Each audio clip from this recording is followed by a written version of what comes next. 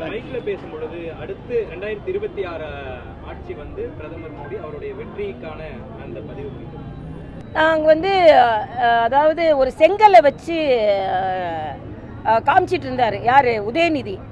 அந்த செங்கலுக்கு பதிலாக நாங்கள் செங்கோலை வைப்போம். உங்களால் செங்கலை மட்டும்தான் காமிக்க முடியும். ஆனால் அந்த செங்கலை காமிச்ச எய்ம்ஸ்னால் ஒன்று சும்மா அப்படியே திறந்துட முடியாது. உலக தரம் வாய்ந்த மருத்துவமனை.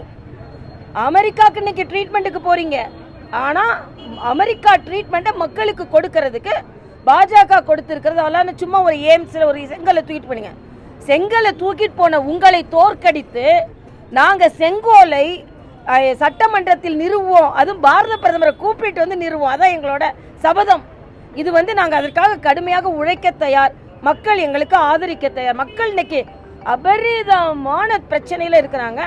மரியாதைக்குரிய அண்ணன் எடப்பாடி அவர்கள் உள்துறை அமைச்சரை சந்திச்சிருக்கிறாங்க. இது ஒரு ஆரோக்கியமான சூழ்நிலை. அதே மாதிரி அண்ணன் சிபி ராதாகிருஷ்ணன் அவர்களை ஆதரிக்காதவர்கள் தமிழ் இன துரோகிகள். இன்னைக்கு திராவிட முன்னேற்ற கழகம், காங்கிரஸ், விடுதலை சிறுத்தைகள், தமிழக கம்யூனிஸ்டை நாங்கள் தமிழ் இன துரோகிகள் என்றுதான் அடையாளப்படுத்துவோம்.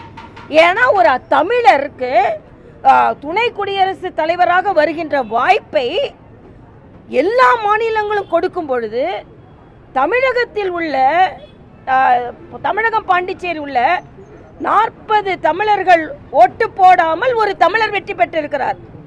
இதுதான் இந்திய இறையாண்மை. அதனால மரியாதைக்குரிய பாரத பிரதமர் தமிழ்நாட்டிற்கு மிகப்பெரிய அங்கீகாரத்தை கொடுத்திருக்கிறார். ஜிஎஸ்டி குறைப்பினால் இந்த 22ஆம் தேதியில இருந்து எல்லார் கையிலும் பணம் இருக்க போகுது, எல்லார் பாக்கெட்டிலும் பணம் இருக்க போகுது. நீங்க சொல்ற மாதிரி 2000 இலவசமாக 1000 இலவசமாக கொடுத்து ஓட்டு வாங்குறது இல்லை. 20,000 30,000 அவங்க கையில சேமிக்க போகிறார்கள். அதனால் சும்மா எப்பவுமே அதை கொடுக்குறேன் இதை கொடுக்குறேன்னு சொல்லிட்டு இலவச பேருந்து பயணத்தை கொடுத்துட்டு ஓசி பஸ்ல நீ ஏறுன்னு பரிகசிக்க கூடியவர்கள் நாங்கள் இல்லை. எல்லா பெண்களையும் லட்சாதிபதி ஆக்கக்கூடியவர்கள் தான் நாங்கள். அனைவருக்கும் எங்கள் சார்பில் மரியாதைக்குரிய பாரத பிரதமருக்கு எங்களது பிறந்த நாள் வாழ்த்துக்களை உங்கள் சார்பில் தெரிவித்துக் கொள்கிறோம். இந்த பிறந்த நாள் ஒரு சிறப்பு பிறந்த நாள். ஏன்னா நாட்டு மக்களுக்கு ஜிஎஸ்டி என்ற வரி குறைப்பை மரியாதைக்குரிய பாரத பிரதமர் கொடுத்திருக்கிறார்கள். தமிழ்நாட்டில் பார்த்தீங்கன்னா இன்னைக்கு கரண்ட் விலை, மின்சார விலை ஏறியாச்சு, கட்டணம் ஏற்றியாச்சு, பால் விலை ஏற்றியாச்சு. அதே மாதிரி பல அவர்களின் வாக்குறுதிகள் நிறைவேற்றப்படாமல் இருக்கிறது. ஆனால் எப்போ பார்த்தாலும் விளம்பரம் விளம்பரம் விளம்பரம். இன்னைக்கு ஒரு 30 விழா நடத்துகிறாங்க. அந்த 30 விழாவை விட எங்களது சின்ன சின்ன இந்த சேவை விழாக்கள் தான் மக்களை சென்று அடையும். ஏனென்றால் இன்று மரியாதைக்குரிய பாரத பிரதமர் மக்களுக்கு திட்டங்களை எடுத்து சென்று கொண்டிருக்கிறார். இன்னைக்கு ஒரு மாநிலம் சிறப்பாக நடத்தப்படுவதற்கு மத்திய அரசின் ஒத்துழைப்பு தேவை. அந்த ஒத்துழைப்பை சிறப்பாக நல்கி கொண்டிருக்கும் பாரத பிரதமரை எப்ப பார்த்தாலும் தமிழகத்திற்கு அவர்கள் உதவி செய்யல என்ற ஒரு பொய் குற்றச்சாட்டை சொல்லிக் கொண்டிருக்கிறார்கள். இந்த விமான நிலையம் பாருங்க, சென்னை விமான நிலையம், மதுரை விமான நிலையம், கோவை விமான நிலையம், தூத்துக்குடி விமான நிலையம். யூபி அரசு இவ்வளவு வருஷம் ஆட்சி செஞ்சீங்களே, ஒரு விமான நிலையத்தை விரிவுபடுத்தினீங்களா? கிடையாது. அதே மாதிரி சென்னை துறைமுகம், எண்ணூர் துறைமுகம், தூத்துக்குடி துறைமுகம், எல்லா துறைமுகத்தையும் மேம்படுத்தி இருக்கிறார்கள். தூத்துக்குடி துறைமுகத்தில் மட்டுமே 76 மணி நேரம் உள்ள கப்பலுக்கு சரக்கு எடுத்துட்டு போக வேண்டிய நேரத்தை 36 மணி நேரமா குறைச்சிருக்காங்க, வெளியே ரோடு போட்டு. ஆக இதெல்லாம் நாங்க செஞ்சுக்கிட்டு இருக்கோம்.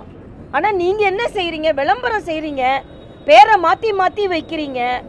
ஆக என்னைக்குமே காக்கும் கரங்களாக இருந்து கொண்டிருக்கும் பாரத பிரதமரின் கரத்தை நாங்கள் வலுப்படுத்துவதற்காகத்தான் நாங்கள் இங்கே வந்திருக்கிறோம். தமிழகம் தலைகுனிய விடமாட்டோம் அப்படின்னு முதலமைச்சர் சொல்றாரு. தமிழகத்தை இன்னைக்கு தலை குனிய வைத்து கொண்டிருப்பதே அவர் தான். ஏன்னா இன்னைக்கு பார்த்தீங்கன்னா எல்லா மாநிலங்களும் கூட நீங்கள் ஒப்பிடும் பொழுது வேண்டுமென்றே தமிழகத்திற்கான நல்ல திட்டங்களை வரவிடாமல் தடுக்கிறார்கள். விஸ்வகர்மா திட்டம்னு ஒரு சாமானிய ஏழைகளுக்கான திட்டங்க, 8.5 லட்சம் பேர் அதுக்கு பதிவு செய்திருந்தாங்க. இவரோட அரசியல் காழ்ப்புணர்ச்சி காரணமாக அந்த 8 லட்சம் பேருக்கு உதவி கிடைக்காம செஞ்சுட்டாங்க. இதே மாதிரி தான் அவர்கள் செய்து கொண்டிருக்கிறார்கள். அதனால் பாரத பிரதமரின் திட்டங்கள் 57% மேல் சென்றடைந்திருக்கிறது என்று உலக வர்த்தக மையம் சொல்லி இருக்கிறது.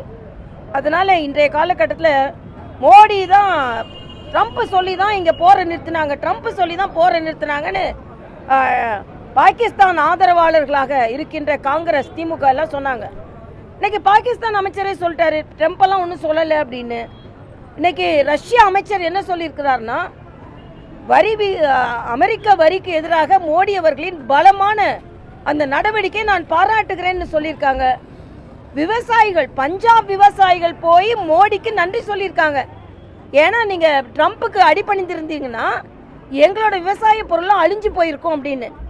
ஆக இப்படி நல்ல திட்டங்களை கொண்டு வந்து கொண்டிருக்கும் மோடியை ஆதரிக்கவில்லை என்றால் தமிழக மக்கள் திமுகவை இண்டி கூட்டணி ஆதரிக்க மாட்டார்கள் என்பதை தான் இந்த செய்தியாக நான் இங்கே சொல்கிறேன்.